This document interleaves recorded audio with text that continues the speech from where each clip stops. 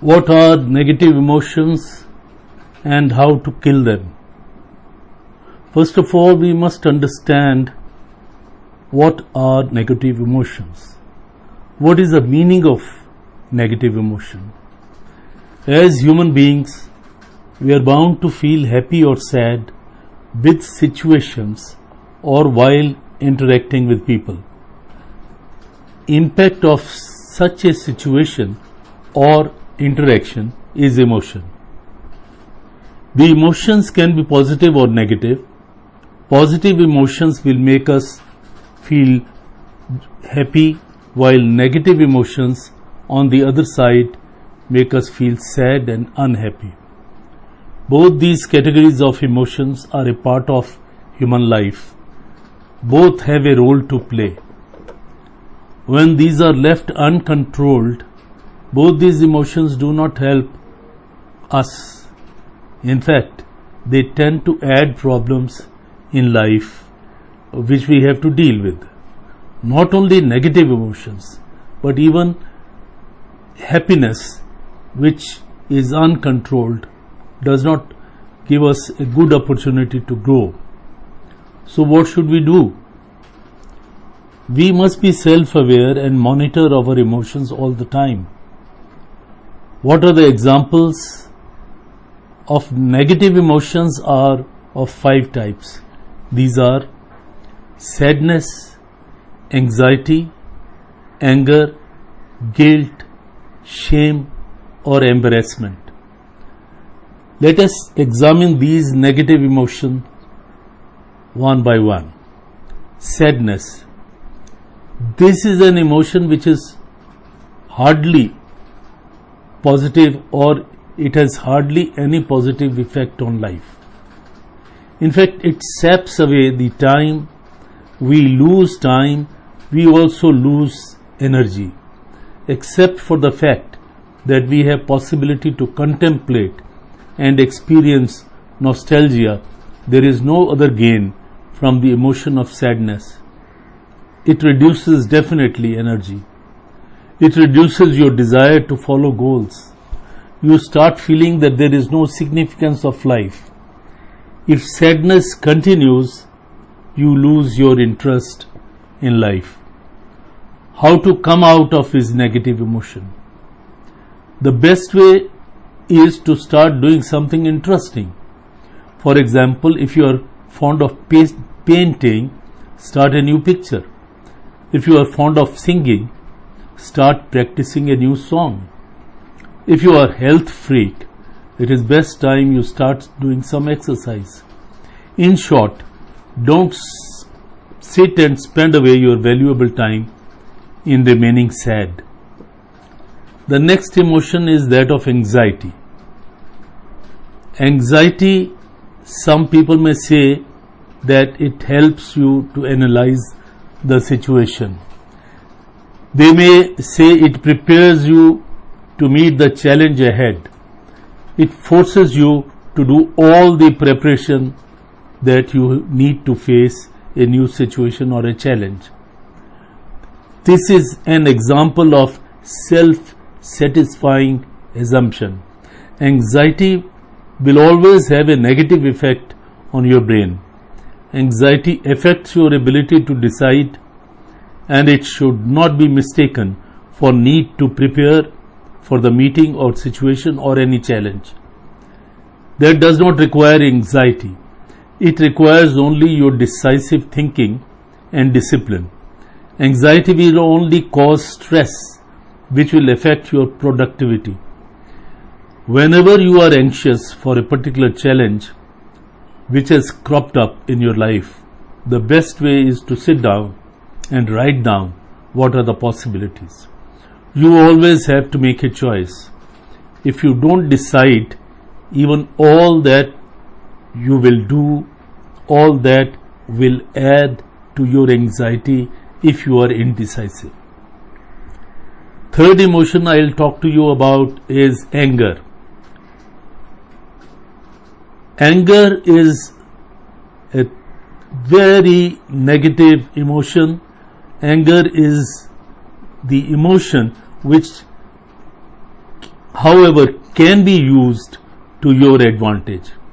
But it will happen only when you are keen to use it. Keen to use anger to motivate yourself to do something which you have been postponing. Anger also needs to be in control. When in control, you can be sure that it will give you greater energy to face the situation which is difficult and which requires all concentrated effort. However, if you think that anger by itself will help you, if you think that it will solve your problem by itself, you are sadly mistaken. Unbridled anger can cause havoc. It will increase your stress and generate further negative emotions like vengeance or enmity or the like. So, you should be cautious that anger should not be allowed to rule over you.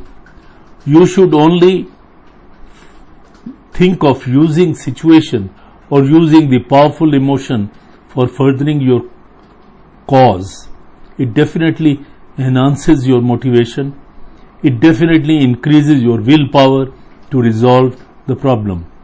But as I said earlier, you must be in control of your anger and you must be determined. You should not allow anger to have control over you. The next fourth type of emotion is guilt. Guilt is another negative emotion. It generates by your inner self.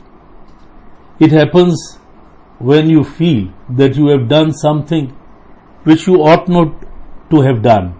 It is indicative of lack of discipline on your part. It is indicative that you are tempted to do small things. It is indicative that you have lesser control over yourself. It is also indicative of the weakness of one's character. How can we use this emotion to our advantage? We should remain self-aware and we should think before doing anything. Over a period, if you are aware, and over a period you have realized that certain things which you did in the past left you the curse of feeling guilt, you should be determined not to do it, not to repeat it.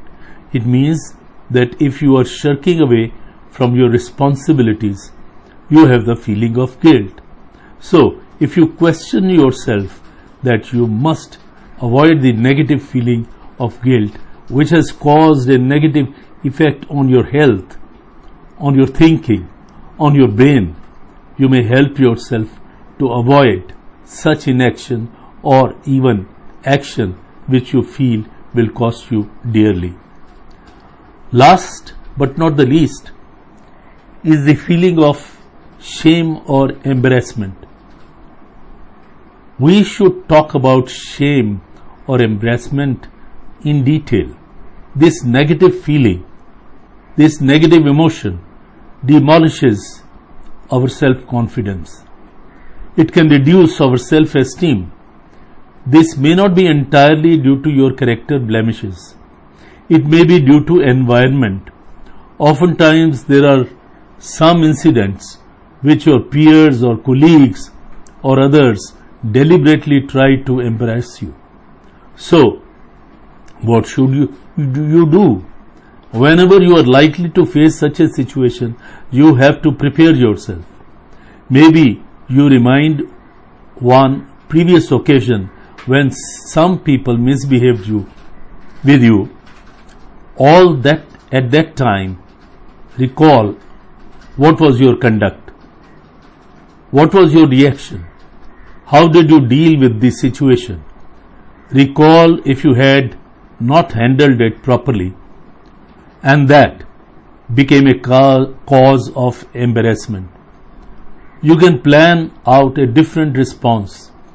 In such a case, if you want to avoid embarrassment, which is affecting your personality, you have to do some kind of preparation in life.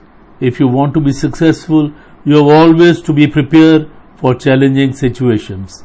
Never be shy of preparation. Never think that you can handle anything and everything because of your ego.